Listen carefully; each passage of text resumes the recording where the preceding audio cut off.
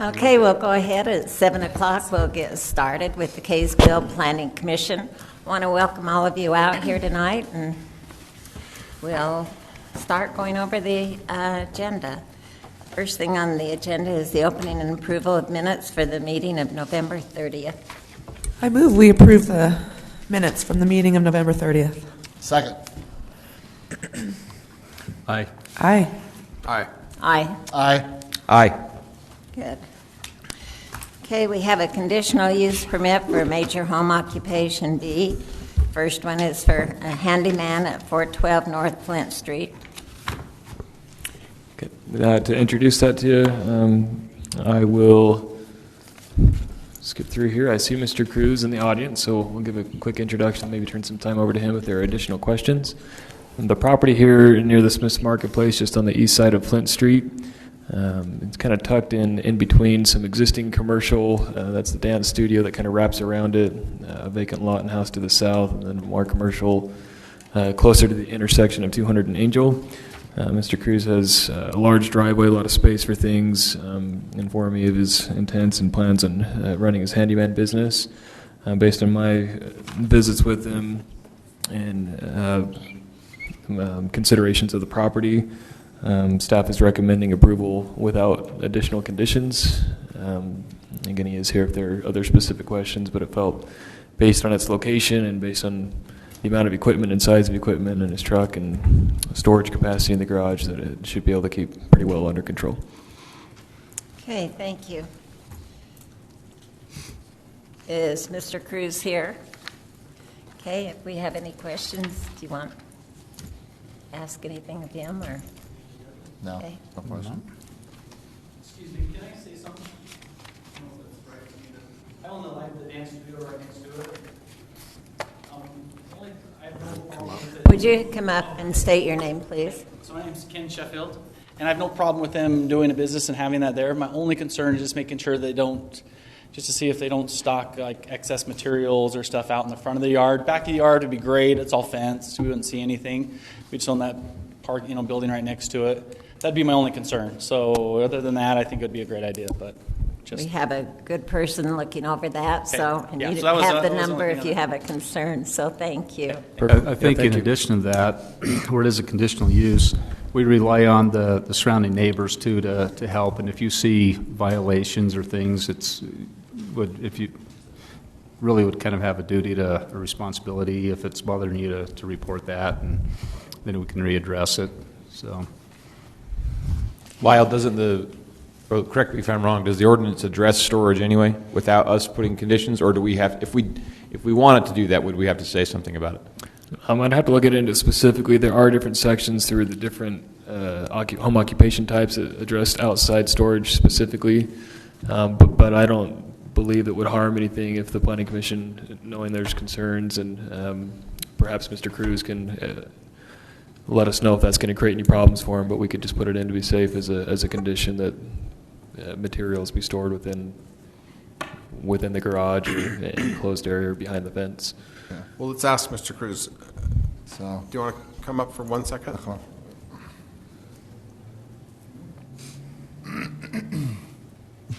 Well, I don't use big equipment, just my tools, tile saw, my drills, and that's it. Only tools. No big equipment. Even for my customers, they can buy everything. But most of my customers, they in south, and I don't have any customer here. But I understand. For sure I don't put nothing in my home. Front yard. Yeah, I think what we're contemplating is making sure that you don't put any equipment in your front yard or the front driveway. Right. Is that okay? Yeah, that's fine. Okay. Perfect. Great. All right. Thank you. I'll move that. There are no other questions, I'm assuming. I'll move that we grant a conditional use permit for major home occupation B handyman for Mr. Gerardo Cruz at 412 North Flint Street. The one restriction that no building materials or things along those lines be stored in the front yard. Equipment. Equipment. Sorry. A second? Aye. Aye. Aye. Aye. Aye. Aye. Thanks. Good luck. Okay, thank you. Okay, we have another conditional use permit for woodworking at 766 North Crimson Court for Megan Yardley. Can I say something at the beginning of this? I know Megan, but I don't foresee any, there's going to be no financial gain one way or the other for me. I just know her as a friend, so I thought I'd say that before we jump into it. Just to I be know clear. her too, and I wondered if it was the same. Meg, I didn't know you lived in Kaysville. She's my sister-in-law. Oh, okay. So, there you go. Okay. Well, I'll try not to make enemies with the planning commission on my comments regarding Megan's business then. Thank you guys for disclosing that. I think that's appropriate. Yeah, so just as a quick introduction, then she's here and has some, I think, even a sample product just to help understand what it is that she does. But I've visited with Megan, and she has a business where she'll do some woodworking with a scroll saw to create signage that she sells. She's got a garage where she works on site. She kind of informed me that much of the big cutting and some of the heavier equipment's used actually off-site, and then she fine-tunes the details here. Based on the discussions I've had with her, pretty much in consideration of noise at certain hours, staff's recommending some limitations on the hours of use of the business, so no power tools for business activity be used between the hours of 9 p.m. and 8 a.m. I believe per our discussions that seemed to be acceptable to her, but I'll let her speak to that in case she needs to correct me. I'm happy to turn it over to you and to her unless you have further questions from me. Okay, thank you.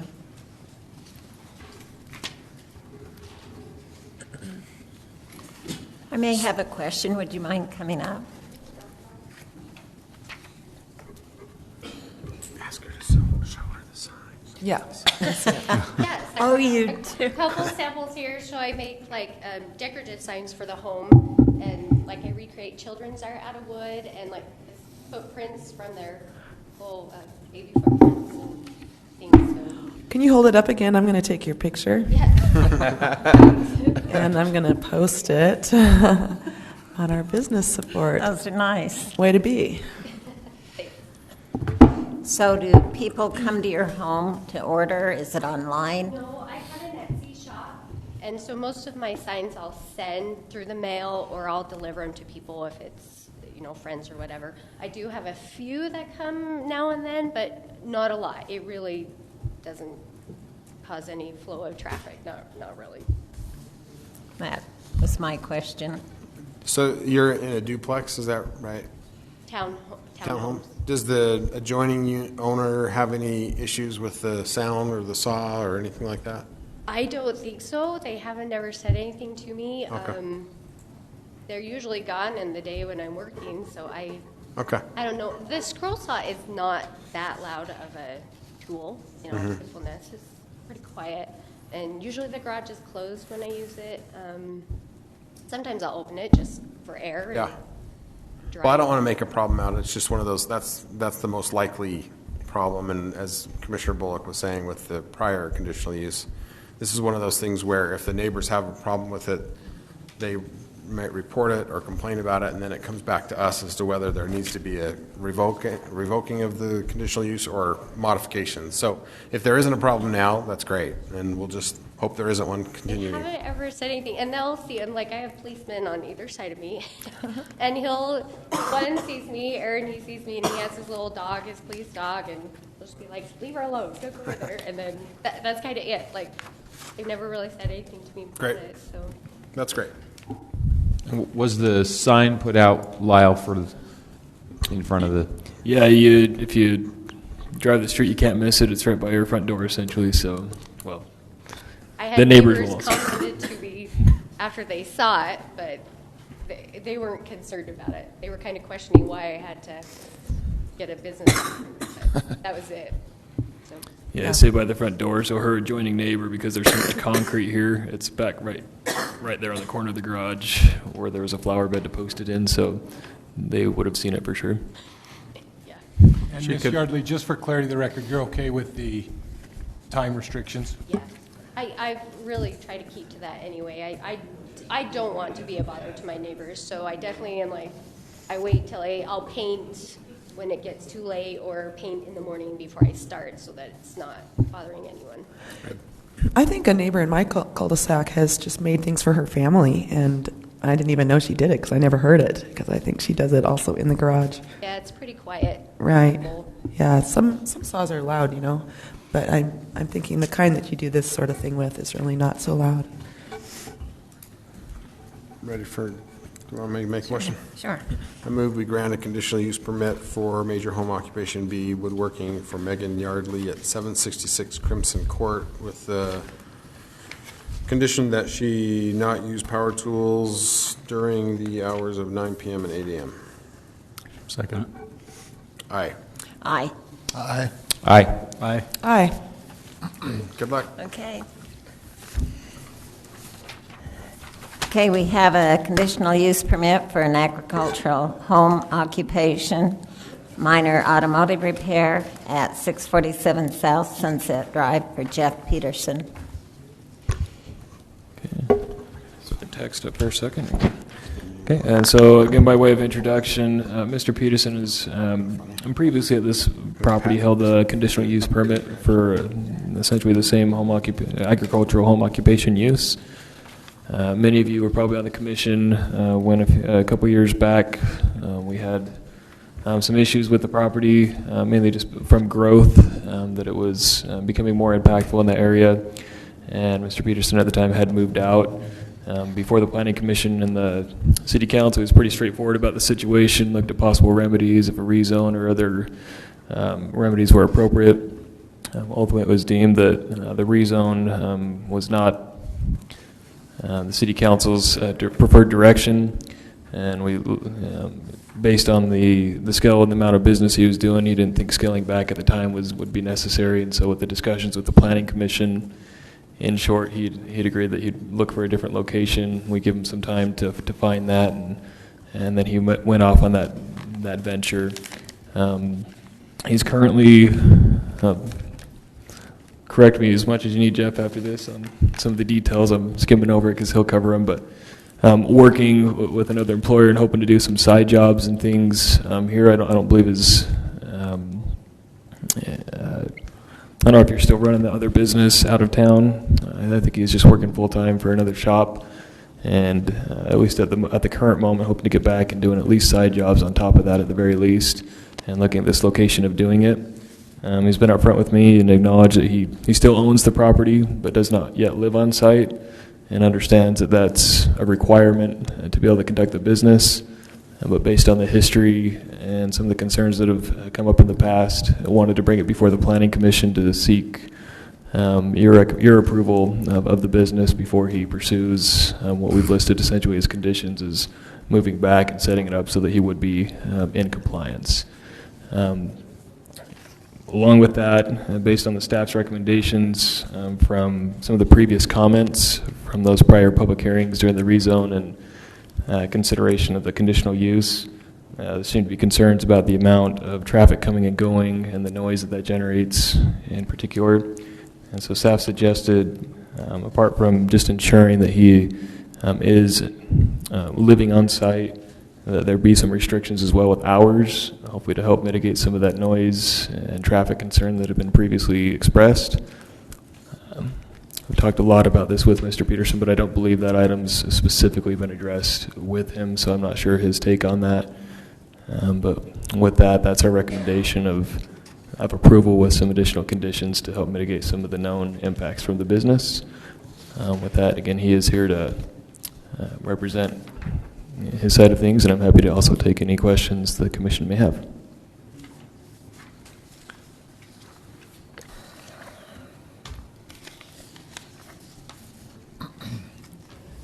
So I have a question for Mr. Peterson, if you want to come up.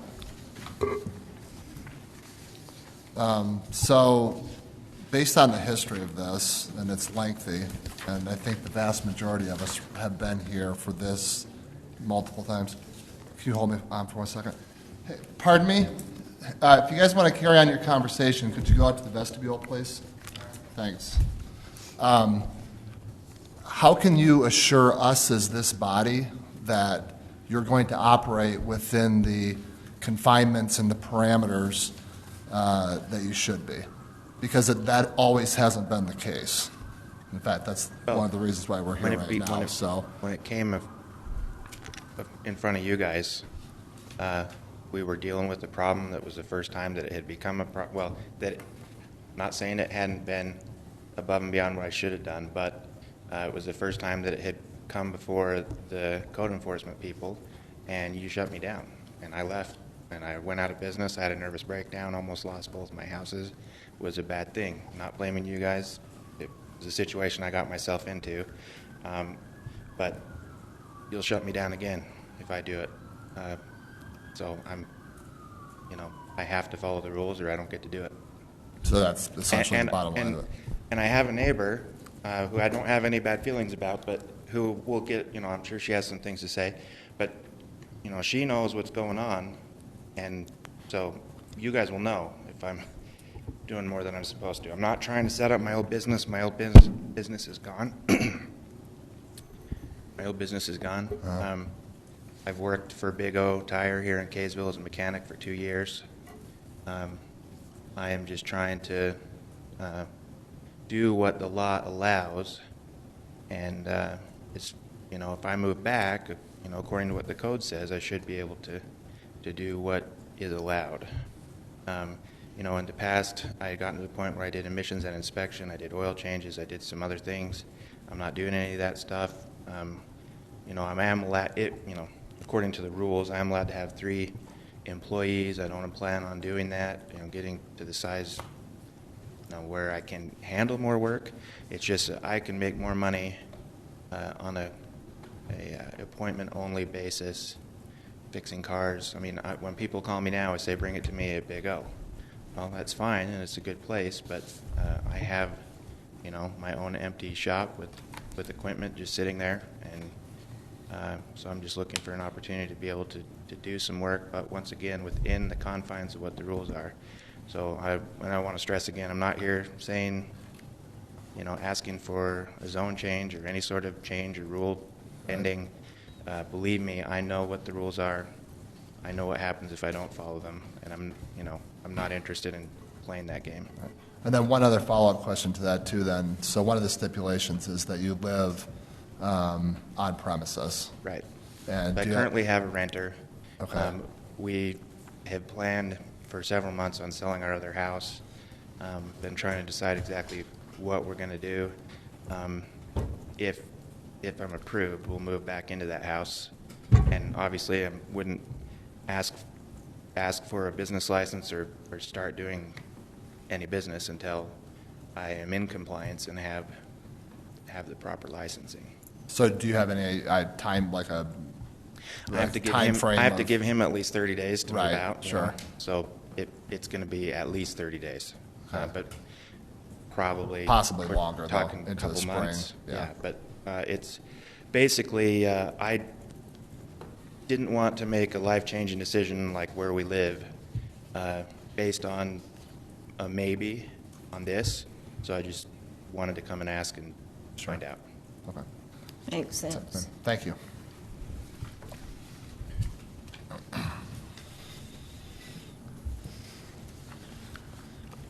Well, I'm kind of glad you can come back and use that shop back there and I hope I can. and do the things that are allowed. Well, that you're interested in coming back and doing it.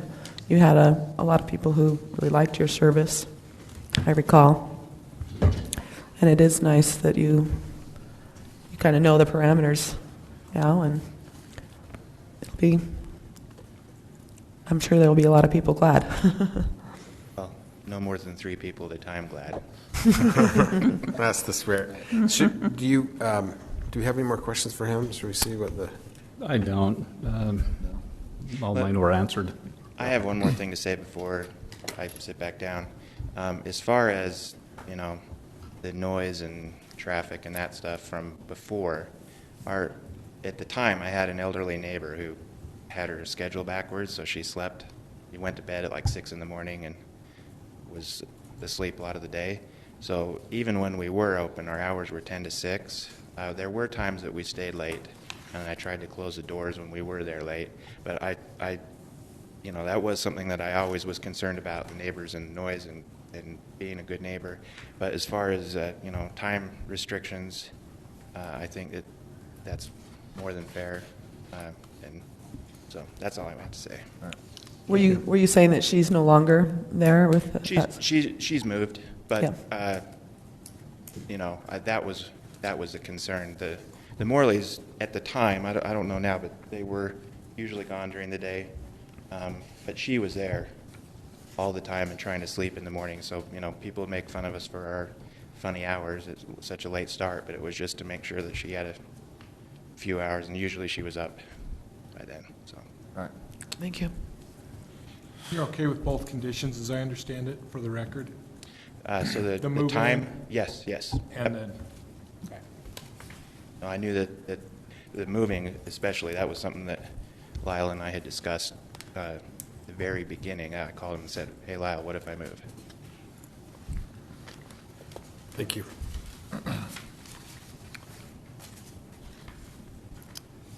Take a motion. Well, Do you want to have the neighbor? Let's hear what the neighbor has to say. yeah. Oh, I think Barbara would like you to. want to say something? Okay, Okay. come on up. Thank you for your time. You're welcome. Thank you. I live right on the north side of Jeff, and I don't care if Jeff moves back. Could you state your name? Barbara Morley. Thank you. And I don't care if Jeff moves back and lives the house he lives in now and still works in his backyard. That part doesn't bother me. It doesn't bother me that he works on 3 cars. There was 22 cars when he was supposed to have 3. And I took pictures of him. It was a mess. And it's not the traffic. It's not the noise. He's very considerate. When he tells you he's 10 to 6, I don't even know if I could say I saw him that often past 6. He is very considerate that way. To me, the biggest thing was he took something that he was supposed to be doing, moved away, and then had 22 cars back there, and I felt like we were left with the mess of looking over your fence, and there's 22 cars. But my main concern was that he wanted to turn this into a full-fledged business. I don't want to live next to a car fixing place, a car repair. I didn't move down there 37, 38 years ago to live next to a car repair place. I lived there for neighbors, not to be in a business. And that's what he was slowly turning it into. That was my objection. I didn't want them to say, oh, great, Jeff has been having this business down there. He's had all these cars down there. Nobody's ever complained, so let's turn it into a business. That's what I don't want to see happen.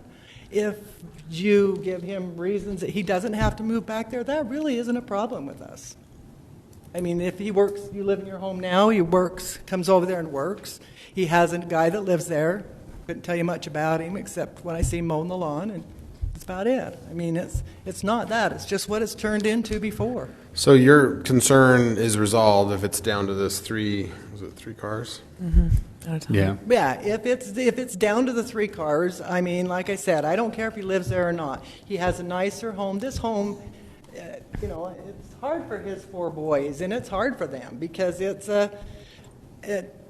sorry, Jeff, but I'm sure he doesn't want to move back there either, and I don't have a problem with that.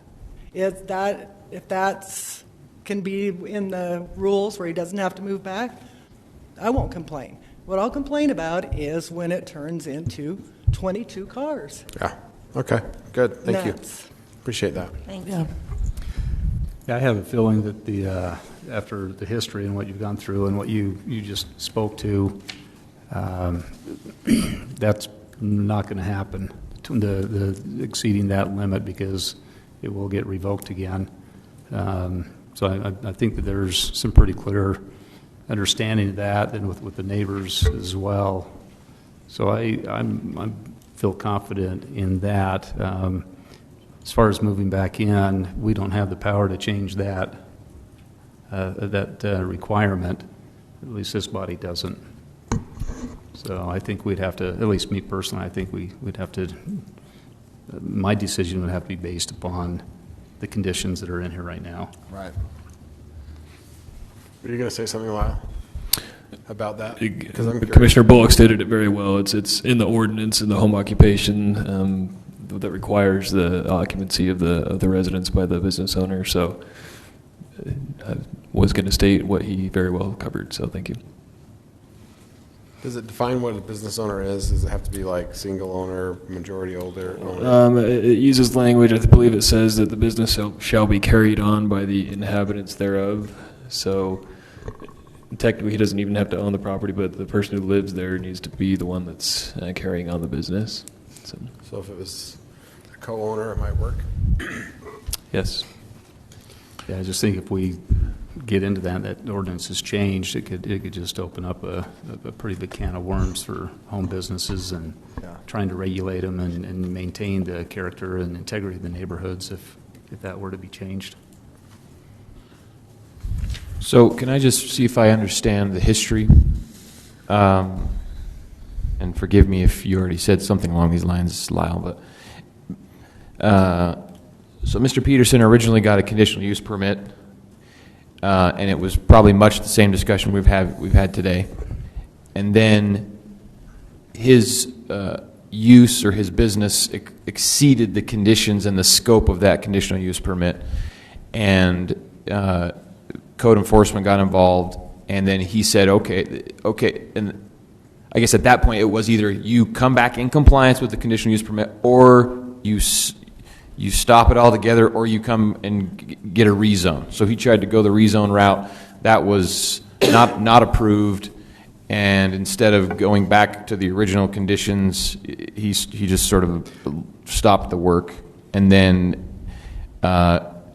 in the interim, nothing's really occurred until now. Is that correct? Yeah, that's very accurate. I think there was always the option of coming back into compliance after the rezone was pushed back, but based on the scale of the business at the time for his needs, it didn't make sense to cut back. So he chose to take the venture elsewhere, and it's probably been about 2 years since that took place. And since he left that property. I think was one of the components too that you were actually moving, and so you wouldn't be occupying the property. Oh, yeah. As well. That was another component of it. Yeah, I remember that. And then, so I think I have gathered the answer to this, but I just want to clarify. What exactly was it that he exceeded the conditional use permit, or what was it that put him over the edge? And I think I appreciate Miss Morley's comments about the number of cars. Was that all it was, or was there other things that made it more complicated? Yeah, there were two primary components. One is he no longer lived on the property. Okay. And so that's just an outright requirement, as we're discussing now. And then the other one was the number of vehicles on property that, I think there were other concerns that were stated,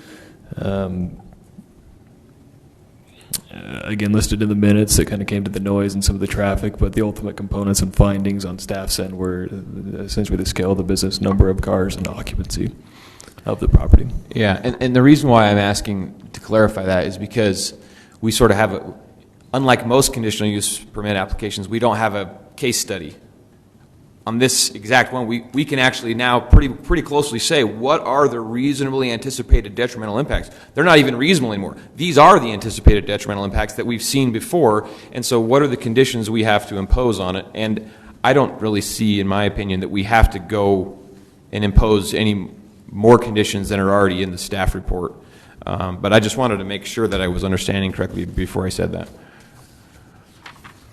And I think that the things with the exception of the hours, they're already ordinance. I don't know, does the ordinance specify hours? No, the ordinance does not. No, it does not.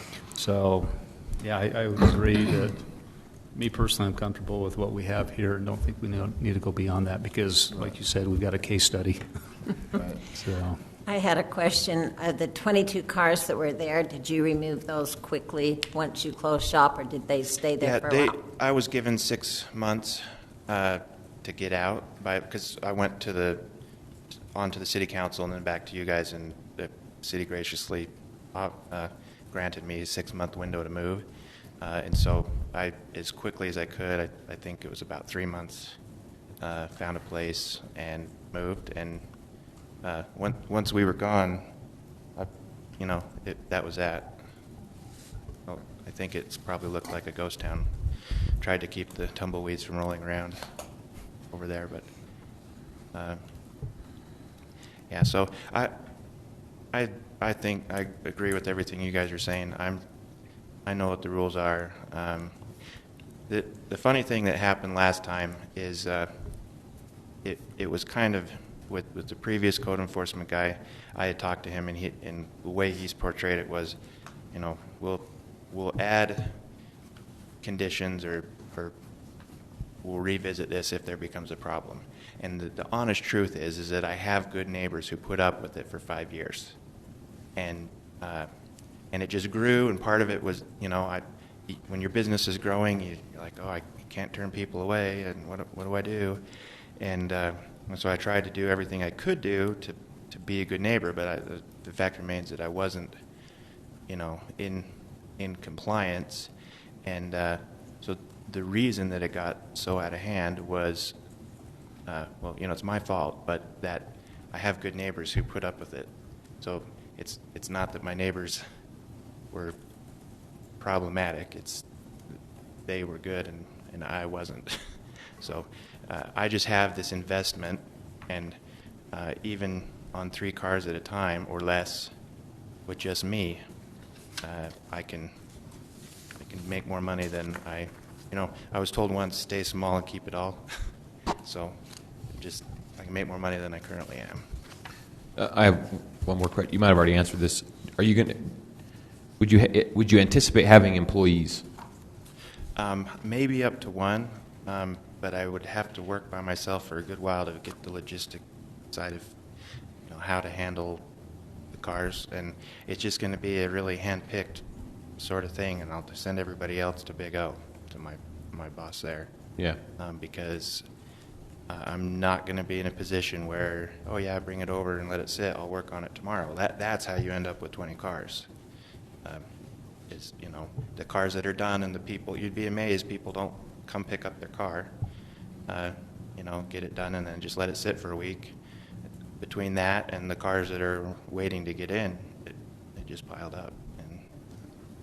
And you know, So, I guess my last point, or my last question, the reason why I ask about employees is because if we have a restriction on 3 cars that he's working on, there are presumably going to be more cars on the property, technically speaking, because he drives cars. If he has an employee that drives cars, like how is this is maybe a code enforcement thing, but how are the neighbors going to know what is the number where they need to be start being concerned? Because if it was just 3 cars, well, then that means Mr. Peterson's car and maybe another car that he has, and then one he's working on. Well, that's 3.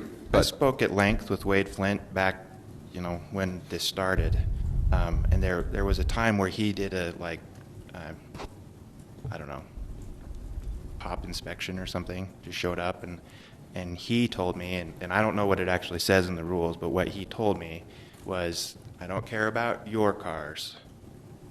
You know, this is counting the cars that are here to be worked on. Mm-hmm. And okay. And it's still, there's the rules on how many cars you can have and how personally and registration and all that kind of stuff that it would be bound by. But what he told me was, you know, 3 cars there to be worked on. Plus your employees' cars, if and when you got employees. Yeah, he didn't count the employees' cars, right or wrong. That's how he did it. So he said, he sat and pointed to every car that was there, and at that time I was in compliance or very near it. He had no concerns, and it's like, okay, well, you know, that's my wife's car, and that's my car, and that's my truck, and that's my guys, and these ones are here for repair. And he said, okay, those are the ones I'm concerned about. Yeah, and I guess my question also was to help Miss Morley when she's trying to figure out how many cars are supposed to be there. So, okay. Yeah, and we'd make comment, because if you go by there now, I think there are some vehicles on site, so there would be the allotment. The agricultural home occupation specifically talks about oversized vehicles and places a limit on those to no more than 2. And then the language says automobile, boat, and snowmobile minor repair shops limit 3 vehicles at any one time. So I believe that was probably Mr. Flint's interpretation, and I would agree that you know, he's going to have his cars, his kids' cars, customer cars and those being worked on is the 3 limit. Excuse me, but that does still mean that those vehicles on site need to be limited to, they need to be registered, or the way that the ordinance allows is no more than 3 cars that are not registered if stored behind a screen fence. So there could be some of those, again, as long as they're for personal use. But if there are concerns with that or any discussion to be had, we can go into that further. Ready for a motion? Sure.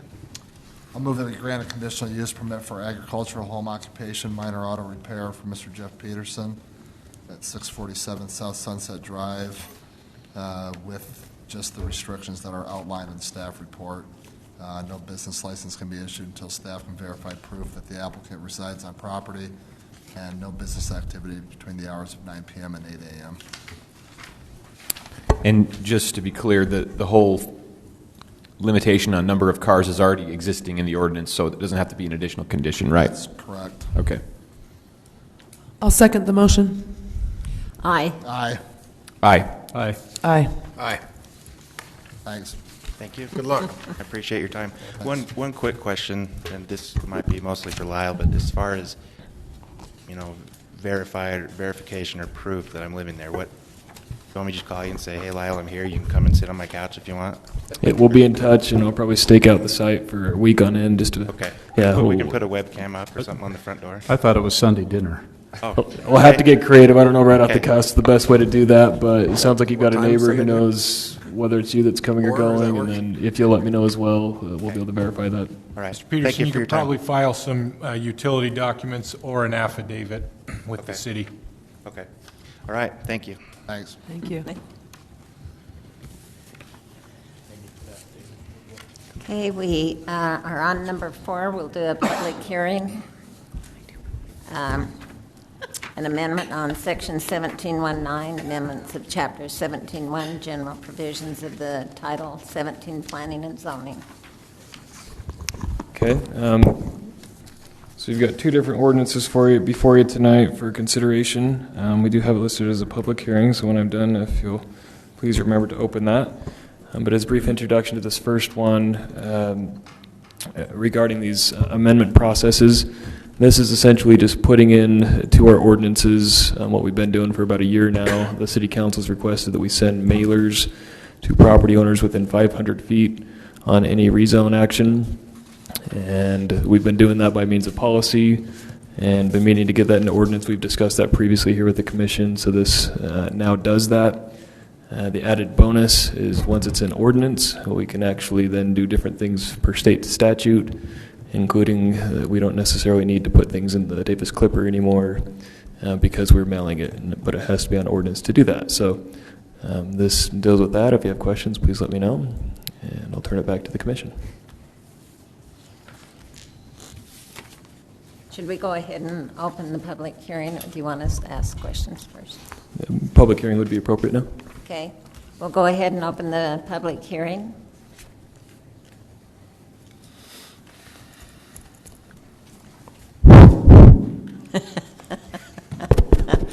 All right, I'm going to close the public hearing. Open it up for discussion. So are we talking about the flag lot cul-de-sac thing too? I've got that under a separate item, so Okay. I'll reintroduce that specifically. I think we can get a separate motion for each. I remember this conversation a year or so ago. Yeah. I thought it was interesting that even though it's been posted in the Davis Clipper, nobody looks, nobody sees. So it's virtually ineffective for the most part. So I think this is, we've already been practicing this anyway. It just hasn't been an ordinance.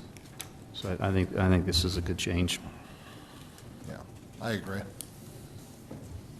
So I don't really think I don't have any other discussion on it. It's very straightforward, so, we've already discussed it once before, so now it's just the actual verbiage in front of us, and I didn't see any issues with anything, so. Did we talk about anything besides rezones? Yes, we have, and those may be becoming back before us. We've been breaking up. We kind of had a huge chunk that we brought the latter part of last year with all kinds of ideas and ordinances that we discussed. So There will be others with subdivisions or conditional use processes that you'll be seeing under separate ordinances.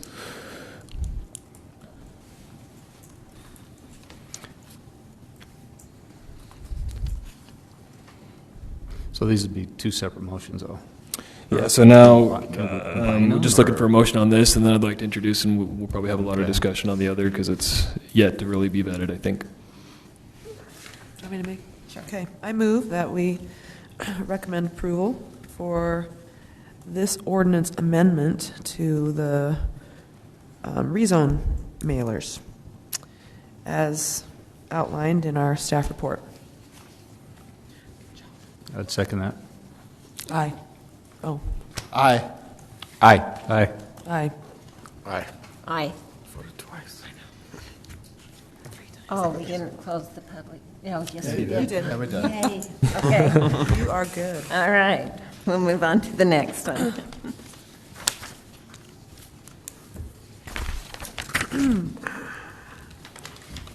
Okay, so you've got the staff report that kind of covers them both, but again, listed as a separate item. This is, again, as we did previously, a public hearing and amendment of section 1734-9. We brought this up just kind of at the end of our last agenda as a kind of a quick thought, something that's come across our table as staff on a request to consider the potential for flag lots on cul-de-sac streets. And I think with the discussion we had, it was hard to have much of a discussion without content, so we just put some together to at least begin a discussion. Again, we'd be looking for a recommendation to the City Council where this is fresh, if there's reason to table that and continue that discussion, or if you're feel strongly one way or another based on the conversation we have tonight, then it is noticed and ready to go for a public hearing that we can also move it along if the commission feels so. As introduction, I pulled up the sample area that is in your packet, and it's kind of an interesting area. So the actual lot that brought this to our attention is within here, but then there are also a lot of other examples of cul-de-sac streets that I think kind of play into what this could affect. Whether that's desirable now is another discussion. Years back, there was an infill committee that looked at different ways that the city would expect development moving forward. And they talked very specifically about these flag lots, if they wanted them to continue or not. And you can see here on the north side of this map, I'm probably going to get this wrong. Commissioner Anderson can correct me. I think that's Wits End. If I'm, or With, what is it? I forget the name of the street, but Yeah. there's actually two streets here that have flag lots on the end of their cul-de-sacs. And you can see over here there are some, but this one you can see better on the actual map. So previously the city has permitted them. This committee some time ago decided now that's probably no longer desirable. I'd be speculating, as I wasn't a part of it, but I believe it has something probably to do with the length. So typically we only allow a 600-foot long cul-de-sac, and then if you add flag lots on the back end of that, and then the homes are even further away from the street, and just in consideration of public services, emergency services particularly, the greater the distance, the harder it is to get there. If something were to be blocking the road further up, it's further out. Utilities, as they drag out into dead ends, water lines and so forth. Anyway, without the continual flow that's typically on a normal circuit in utility pipes, they just don't function quite as well. So that's, I assume, where they kind of came up with some of those numbers and that limitation. And so the language that they put in the ordinance says that flag lots will not be allowed on cul-de-sac streets. What that's kind of created, so in this specific request, here on the end of, is it Blooming Grove Circle? So you can see this, all this property in white is owned by one property owner. And we hate to make an ordinance just for one specific case, right? But it's just the example we have here before us, and it may be applicable to others. The owner currently is hoping to subdivide the property in order to sell the front half of it. And it's an interesting case because the house that would be on the flag lot already exists, is already at a certain distance from the through street. So it would allow for technically development closer to the street in this scenario. And even more interesting, at least to me, is because they have so much property, technically they could do something similar to this under a standard subdivision, but it just creates these orange dots, I don't know if you can see them very well, meet the frontage requirements for a standard subdivision lot, but they're not really that interested in owning a little section there towards the street just in order to meet the ordinance. I suppose if no change to the ordinance is appropriate, then they may move that direction, but it's kind of a funny nuance where we could make it work, but, and at least my opinion, a flag lot might almost be cleaner if it makes sense. So that's kind of what's brought up the discussion. The language I quickly put together in the ordinance that's before you. So the 500 feet then, it would be, so the flag lot would go down there, right? So is it from the flow of traffic? It's not. Yeah, so it's so like that. The way that it's at least attempted to be worded. So I'm looking at the wrong one. I apologize. So typically, when we measure the length of a cul-de-sac street, on a through street here, for example, it would be measured right from the center of this intersection. And then we'd follow the center line of the street out 600 feet. And the language in here says the access to a lot created by a flag lot. So that distance of 550 feet, at least as proposed, just goes to the access of the frontage portion. It shall not be further than 500 feet from that through street intersection. So this actually would be potentially much greater than 500 feet. Yeah, see, that looks 5. So it's just from that point to where the flag lot goes. It Correct. Does not include the flag lot. Correct. It's just the access. And so another scenario, this lot aside, what we might see around town is considerations where I think this would be most effective. If I had to guess, again, I think the ordinance was originally put into place to stop these types of lots at the end of a cul-de-sac. But what it also does is it would stop this lot, for example, from having a flag lot. Even though it's not at the end of the street, technically it's on a cul-de-sac street and therefore cannot have a flag lot. And you can see that probably in multiple cul-de-sacs, where even if you're the first house deep, on a very long cul-de-sac, you might have 6 or 7 homes running deep on the cul-de-sac. None of those houses, were they to meet all the other provisions, could have a flag lot behind them because of that restriction. And perhaps that's appropriate, but that's, I think, at least worth noting if that's worth changing. I don't think this lot even meets the provisions of width and things that allow for a flag lot, but it just kind of shows that you're not only affecting the end of the cul-de-sac street, you are affecting every house that fronts it. And so if it makes sense for the city to begin permitting those types of developments as a means of infill, this could be a better example.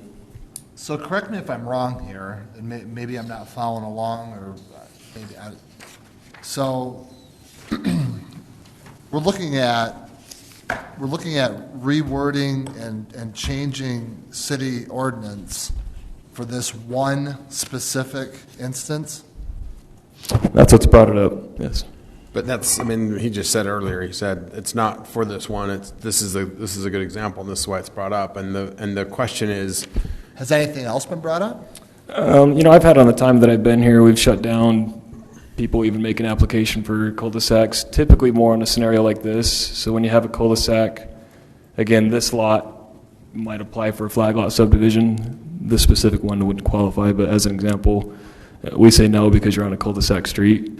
And so people ask occasionally. This particular property owner has approached the city and said. Correct. And I felt there was enough nuances on this one that at least merited the discussion. Personally, it was a pretty unique one where the house is already the house in the back, and they already met some of the other stipulations. So I don't think staff has a strong feeling one way or another if it were to move forward. I think the question, though, is did the way that they tried to solve this problem create some additional restrictions that we didn't intend? Like you're saying, if the public policy concerns are, public service, emergency service access, and the distance from the nearest intersection, then that's the way we ought to be crafting the law rather than using other measures that aren't necessarily covering that, right? I mean, isn't that what we're talking about? At least that's the way I'm thinking about it. Not sure if I caught the whole thinking there, but you're looking at standards rather than... Well, for example, I understand what we're talking about. That one of the problems, or the main problem we were solving with this ordinance, is that we didn't want to have a long cul-de-sac and then a long flag lot, so it makes the emergency service difficult and utility service difficult because it's a stretch and a stretch. It's a very long dead end. And that's an assumption on my end, but I believe either I've heard talk, I know our that makes sense. And so city engineer was involved with it, and I think he so stated that was part of the reasoning.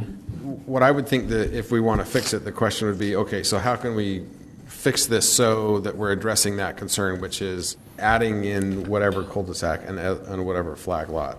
So like, you're talking like from here essentially back, right?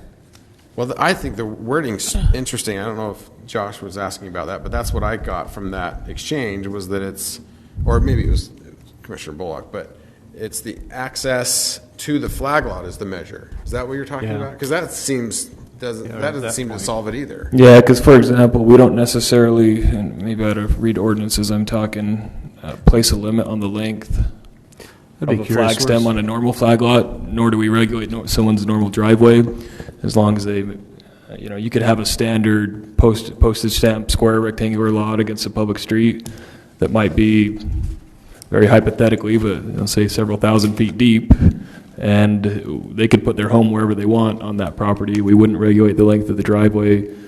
Same with the normal flag lot. We don't allow more than a 2-deep flag lot, but we don't necessarily have a specific length on how deep those are. You do have discretion, and ultimately the council, because of the PRUD ordinance, if you want to allow those flag lots, but as far as an actual standard or length of regulation. Actually, though, to speak on that, though, isn't the stem, that's restricted, correct? The width of the stem is, and that's what I've got to read. You may be right, Commissioner DeCare, that I think it is. there is. So I'll check on that here real fast as we're talking, and it could be if we don't have all the answers tonight and we're not ready to make a call, I'm happy to continue the research to make sure that you're more comfortable with that. Can you go back, unless you're doing something else, to the example that gave rise to this issue? Yes. Because if the concern is, and I think maybe one of the concerns that we're hearing is, emergency services, I suppose, with the whole reason why we limit the length of cul-de-sacs to begin with. And utilities, right? And utilities.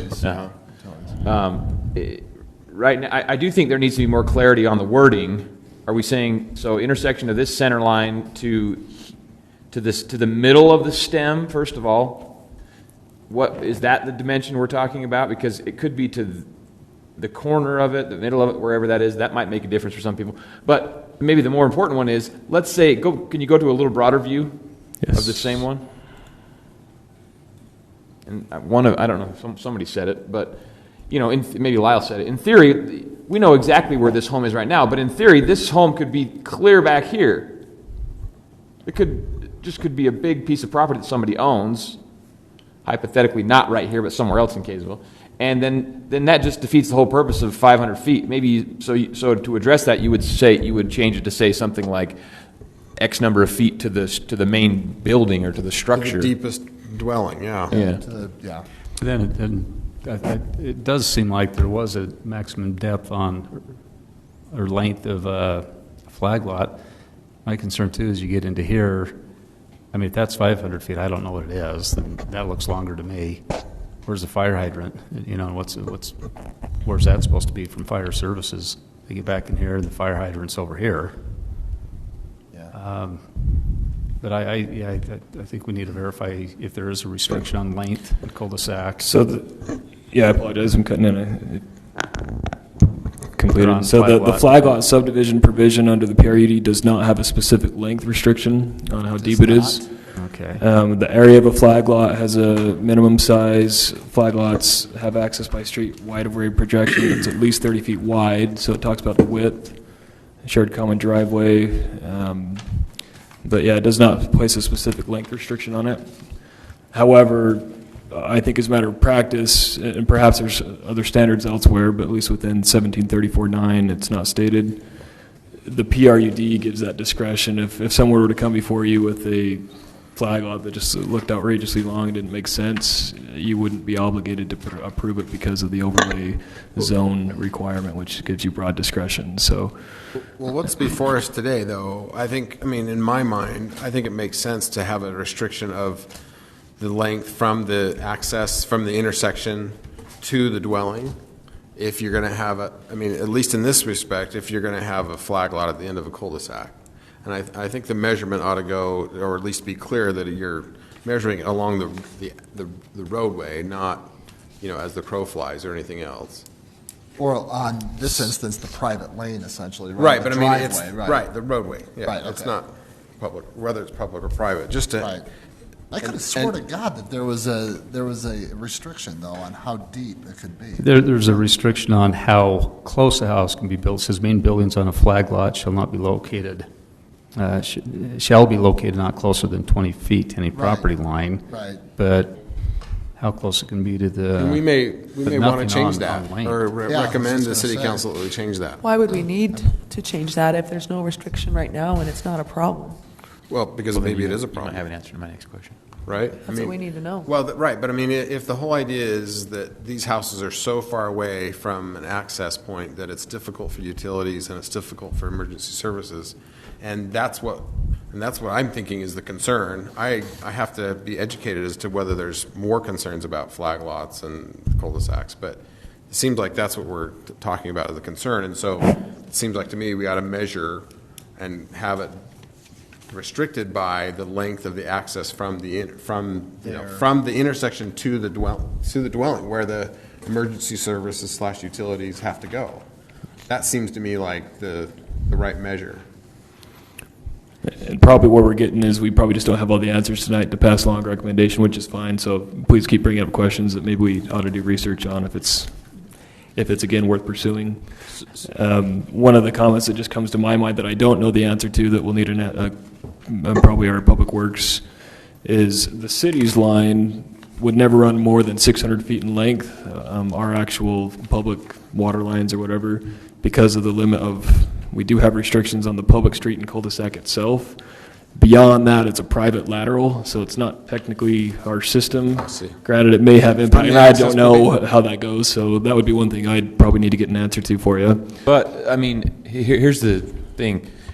Physics limits the distance in and of itself. So if you have a certain, what I heard from what Lyle said is, let's say you have a water line that's a certain size, that the city will only run 600 feet.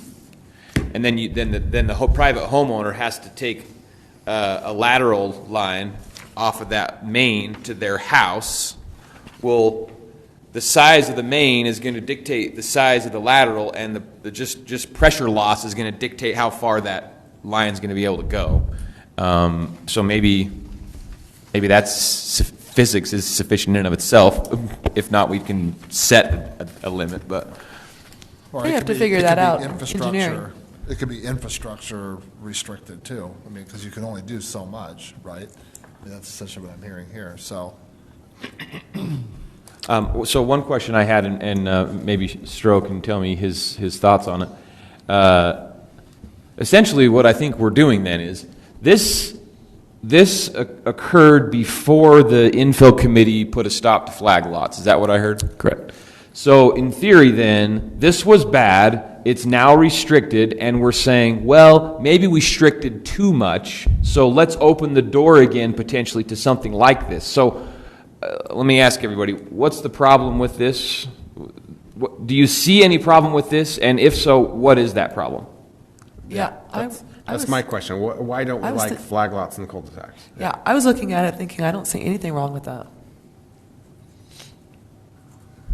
But if I'm playing devil's advocate, I probably agree with what Lorene just said, but if I'm saying, what if it was over here and let's just assume that these lots were a little bigger, and it could occur in more of a traditional neighborhood than maybe this feels like.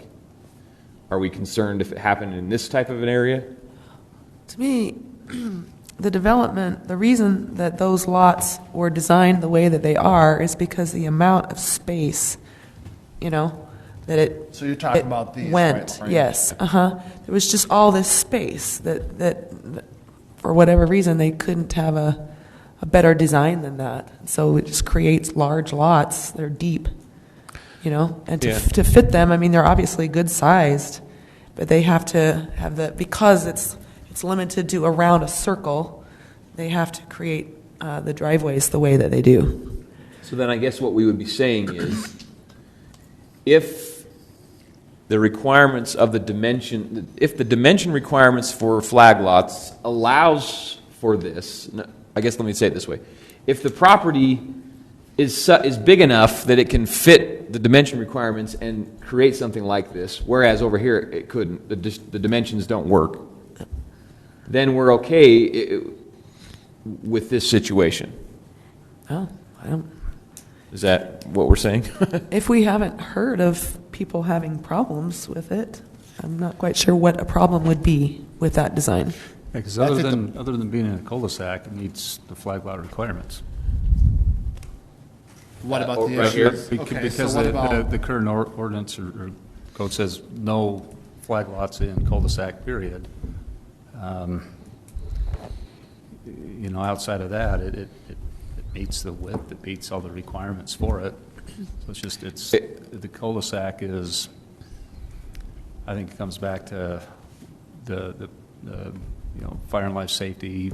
Right, because that's where I was going to go with it. To me, that's really the all only that. issue. I mean, I can't for the life of me understand why somebody would want to live on top of somebody like that. I guess that's just something that I have a hard time. That's a really nice piece of property. Yeah, you can't. No, I know. I mean, I can tell you why. I mean, I'd take it. I know. Well, I'll trade it with what I got. Okay, well, all right. Let's void this out here. Let's put an X through this, and let's go somewhere else that's a lot less desirable. Well, not that. I mean, shit, what's that? Come on. City Hall? Okay, medium less. A lot of those flag lots actually add a lot of privacy and seclusion. I think that's why people like them. Well, yeah, right. I guess so. Well, they potentially They can. hide you. And the downside, one of the downsides is that you have less of a neighborhood feel, Right. right? I mean, that's why. The whole aesthetics of it. But that's in the eye of the beholder. Some people don't want that feel. No, it's not in the eye of the beholder. It's whether you like it or not. Yeah, Right? that's what I mean. mean, it's a different point, right? I mean, if one of our goals is to have a neighborhood community feel, then deep flag lots on deep cul-de-sacs is not going to get us there. No, and I understand that, but what I'm saying is some people don't want the community feel. They want to be by themselves. I get that, but that's not the eye of the beholder thing. I'm talking about if we have a planning commission, Yeah. and if we have an objective to plan a certain way, then one of the reasons we might consider not having flag lots or limiting flag lots is because it messes with the neighborhood feel. I live around a lot of flag lots, and the people that live back there, you just don't see them. You don't know them. You don't. I mean, it's whether that's important or bad or good. I'm just saying, but that's one of the other reasons about flag lots. I think it's in addition to the utility. I guess to a certain degree, though, that's irrelevant. I mean, not to negate your point, but No, I'm just saying if the planning commission wants to plan and that's one of their goals, then that's a consideration. sure, right? I get it. Okay. It's exactly right. It's a policy decision that Yeah. you should make a recommendation on whether you like flag lots or not. In this situation, you have broad discretion here, and you can recommend to the city council whatever you feel like Kaysville should look like. Yeah. So did we find somewhere else or not? Because there probably isn't any place else that's like that. Well, and I'm talking like something that's like out in the middle of old man Jenkins Field. But yeah, let's- when I just pretend like you have one, Strode. It's always I'm curious. It's what always you're saying. old man somebody. It is. It's always. You're right. Young man Jenkins. Jenkins. Okay. Young- But it's obviously young- the example young was millennial. before the commission came up because that was where the request kind of stirred and brought up kind of the thinking on whether this happened.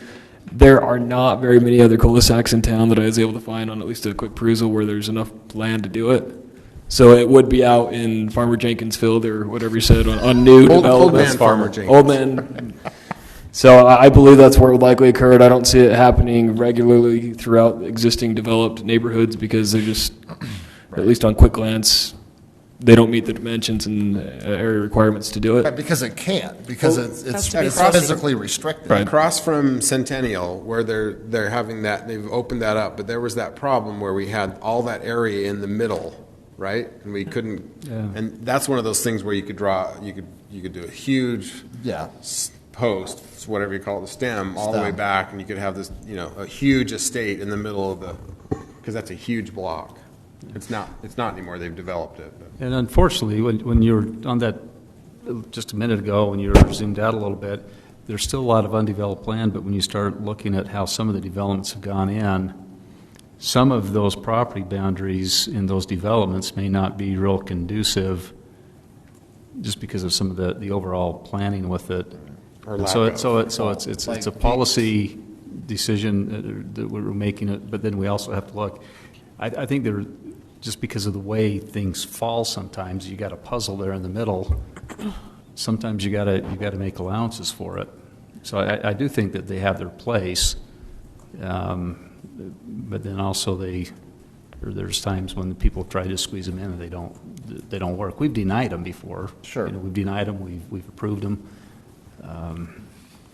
And that But I may think be, looking long term, there is a place for them.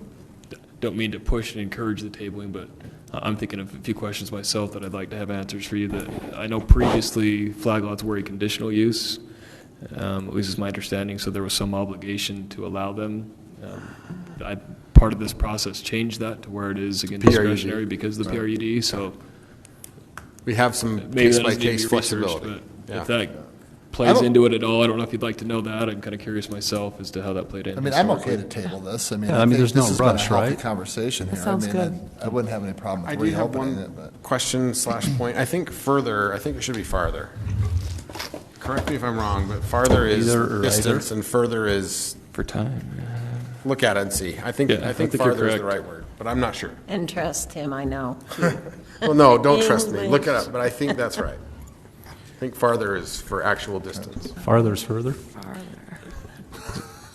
No, I don't know. So would I be, it is farther. I think there's a commercial on the radio that says farther is for distance, further is for time, or something like that. Yeah. Anyway, Well, I've got 3 attorneys in the room. so if Tell I'm me how to getting distinguish who's and who's too. a fair assessment, and I'll allow you to make a motion, but if you'll give the direction, if there's language that the commission's willing to consider, it's not necessarily distance to the front of the lot, but back to the home itself as a measurement, or is that inaccurate? That's what I'm interested in, but I want to know what the utility / Yeah, we emergency just services need to know. people want. Okay. But, We'll just get what's those their answers take and- on it, yeah. I see no reason to create a limit if we don't need to create a limit. Okay. We'll start with I do that. think if you create a limit like the 500 feet, Josh has a point, is where's point A and where's point B? Yeah, that's all we need to know. Right. And why Right now, did we've you, got A and a half and B and a half. and why did you Not choose really sure. 500 instead of 600? Because 600 is the length of a cul-de-sac, right? Is it not related and you just picked 500 because that was a good number? Just Frankly, curious. it's a little bit arbitrary and pulled out of the air. Okay.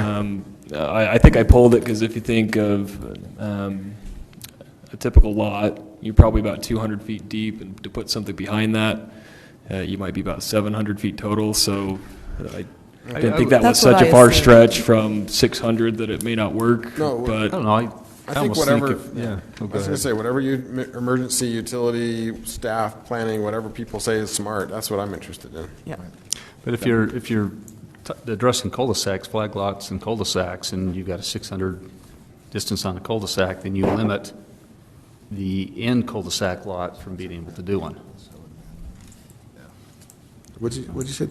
Well, if you're saying 500 feet and a cul-de-sac 600 feet, and you can only go 500 feet, and say the one at the very end, they're say if this was turned the other way, and they exceeded that 500, they wouldn't be able to do a flag lot based on the way this is. So why not make it, only unless there's reason that the fire marshal or utilities say you can't do it, why not have it the length of the cul-de-sac? So if our max on a cul-de-sac 600, do make it 600 so the end lot could do it, because you're restricting it.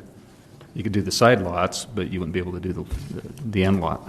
So I'm not sure what you're saying. So it's 600 and 600? Yeah, so if we were to,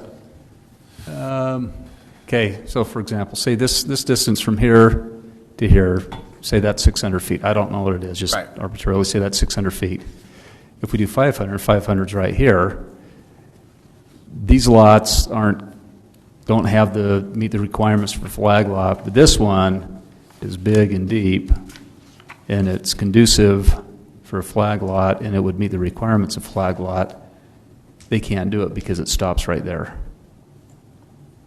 So I'm saying if whatever our code restriction is on the depth or length of a cul-de-sac, if it's 600, make that 600 versus 5. I mean, if you just arbitrarily came up with 500, I mean, you'd be restricting these back ones from doing it if they, if it was conducive to it. Okay. Does that make sense? Yeah, I get that. I understand that. Right, and there's a break-off because we have two questions. We have emergency services and we have utilities, and what they're saying is utilities would run to the end and then the private lateral line that comes out. So I just don't understand what the limitations are. Yeah, I'll find that out for sure. The comments I do know from the city engineer, this is, you'll guess, sarcastic, is where did the 600 feet come from? They said they lined up their firemen and saw how far they could run before they got tired, and that's where 600 feet came from. Right? Not arbitrary. That sounds frankly, the 600 probably is. Well, on ours, that would be like right, so 1,000 feet then. We just need to We train got them. studs. Yeah, you always have to draw the line somewhere, and I think 600 that they came up with was kind of a dart throw, just like this 500. So yeah, we're happy to look into that, and I'll come back with answers. Yeah, if we can get a motion, it sounds like to table that, then we'll be back with more So- information. We don't do anything with the public. We'll have to have another public hearing. No, you're welcome to get more comment, but We we've open met the one requirement now. with it, so we'd be okay to go. We can open You it can now. open it now and close it. Okay. Yeah. We'll Good go idea. ahead and open the public hearing.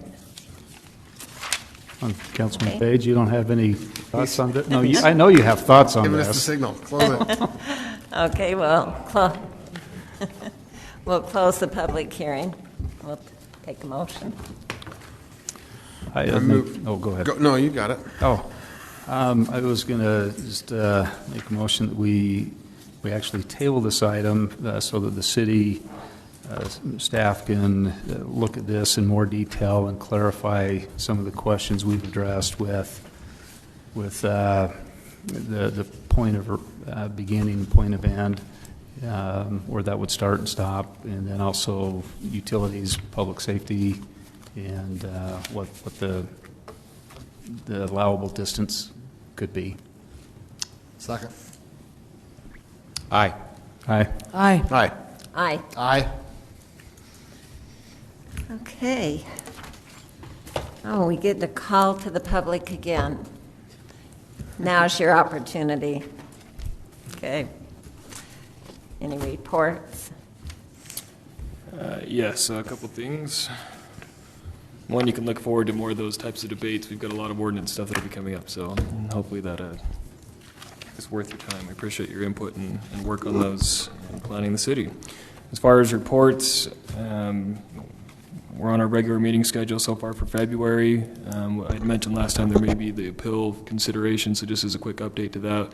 And we essentially have arrangements internally within our office to resolve that issue and bring it into compliance. So they've retained the right to appeal that at a later date, were that to become necessary, but currently it's a moot point. So as an update there. And depending on how interested anybody is, I've got a 10-minute training clip. It's one of our shorter meetings, but it is past 8, so they could play that real quick from the luau. We've watched episode 1 already. No one's going to jump out of their seat to get out of here. You got the popcorn? They get a little funnier as they go on. So. That's the way I feel. Okay, well, we'll play this real quick. So are we going to watch this? I guess. Do we have to vote on it, or can anybody get out? Can I slip out? I believe you may, yeah. And I don't know if it's more appropriate to close it. You're welcome to slip out, or if you want to close the meeting, I can play this after. We still have a quorum, so you'd be okay to leave if you need to. Okay. I'd rather. Slip. See you. Okay, see ya. Pinky swear you'll watch it later, though. I think I've already seen it. Okay. I did this luau training course. Oh, good. I gotta start bringing stuff here.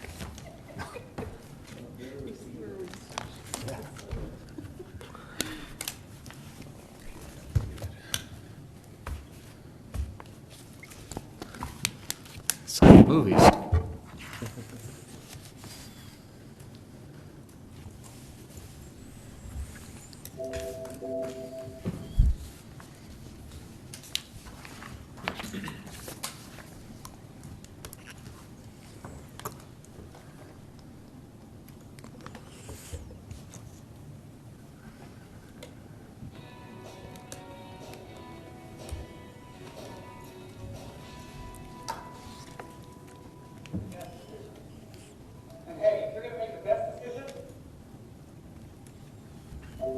Whoa, very good. Third time's a charm. Maybe it's like you can't click anything.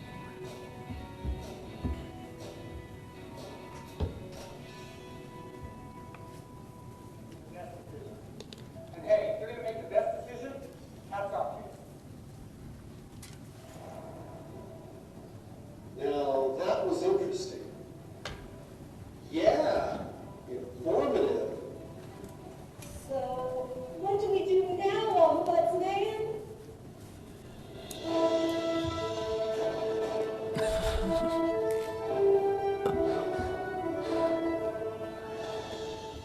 Hello again, everyone. Welcome to What Hat Do You Wear Part 2. I'm Red Bateman, your friendly neighborhood ombudsman.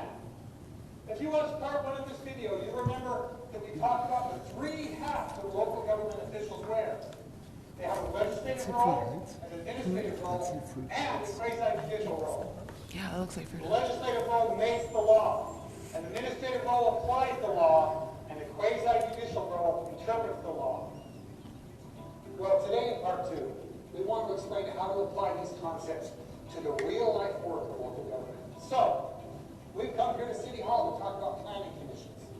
But wait, put away that remote control. Even if you are not a planning commissioner, this information is for you. It's meant for council persons and mayors and city staff and property owners and developers.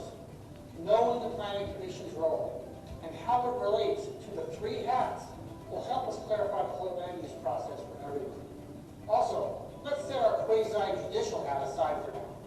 The local quasi-judicial role belongs to your local appeal authority. That's another subject entirely. And it will require a video of its own. Coming soon. Quickly, let's review. A legislative decision makes law. An administrative decision applies the law. A legislative decision could be a zoning change, an ordinance amendment, or a general plan amendment. An administrative decision applies the zoning to an application, like an application for a conditional use permit, subdivision approval, or building permit. A legislative decision can only be made by the legislative body, the city council. An administrative decision is made by whomever the city council appoints. So, knowing this, what is the planning commission's role? Is it legislative? Is it administrative? What exactly is the planning commission supposed to do? The planning commission's first and most important job is revealed in the name. It's called the Planning Commission. Its job is to plan, to make a plan for land use in the community that reflects what the community wants to be. Welcome to Planning Commission meeting, folks. We're all very fortunate to serve our beautiful town of St. Bruno, Utah, and we're here to make the plan. So, what's our plan? What do we want our community to be? I think we should have a mix of uses in town. So commercial is fine by the highway if we must, but I will only agree to farms and large lots over by Bamboos Creek. We've got to keep the industrial areas over by Migraine Canyon. And what should we do in Current Hollow? I think a golf course. Could we zone for a KFC right next to my house?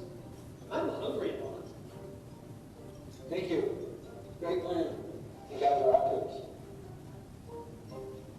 Utah law states that the Planning Commission's duty is to make a general plan or amendments to a general plan and recommend that plan or amendments to the City Council.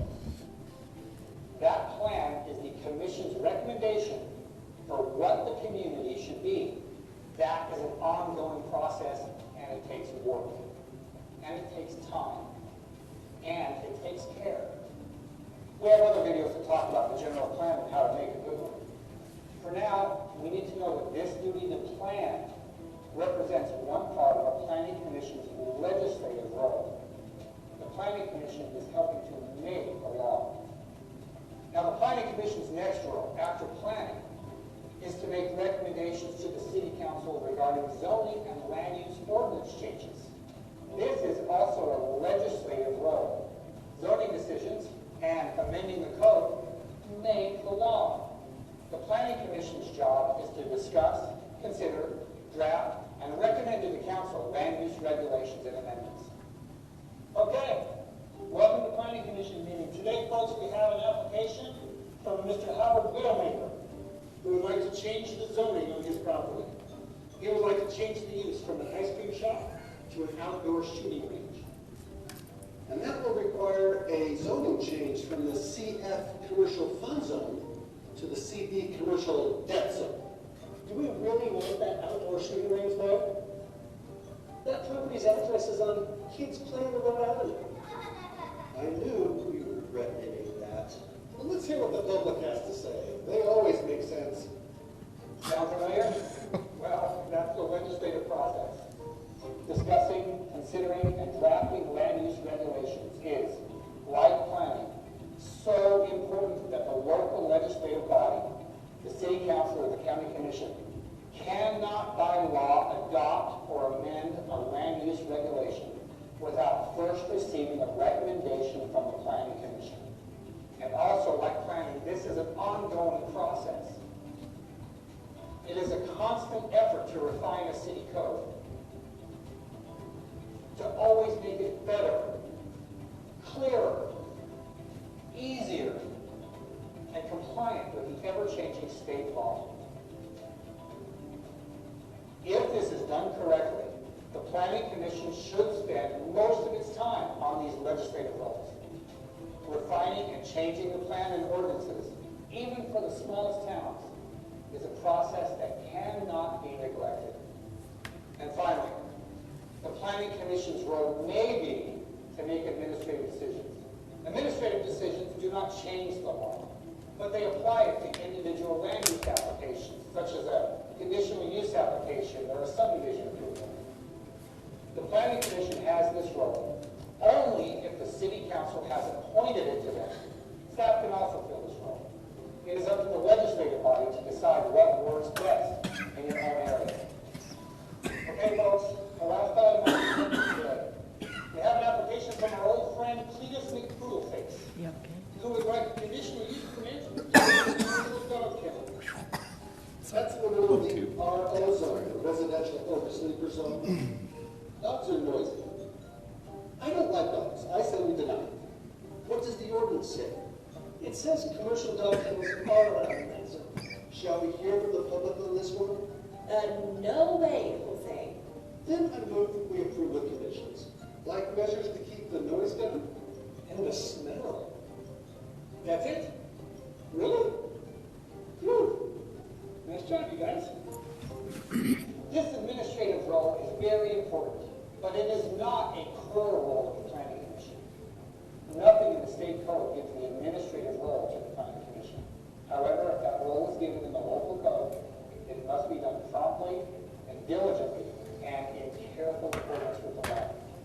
So, that's the Planning Commission.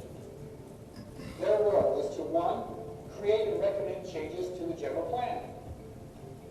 2, create and recommend changes to ordinances. And 3, handle and assign administrative matters, if delegated to do so by the local code. Well, I hope this clarifies what the Planning Commission should be doing, their intended role, and how they should spend their time. In my opinion, the best-run cities focus on these roles, and they tie together. A good plan leads to good ordinances. ordinances lead to easy and correctly made administrative decisions. And as in all aspects of life, if we focus on what matters most, everything falls into place.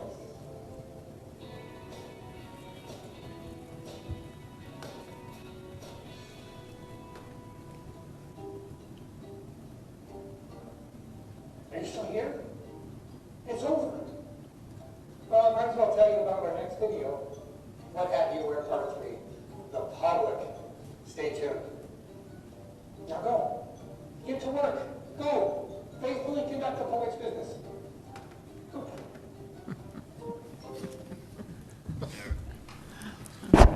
Thanks for bearing with that. That conducts the remainder of my reports. Okay, take a motion to adjourn. So moved.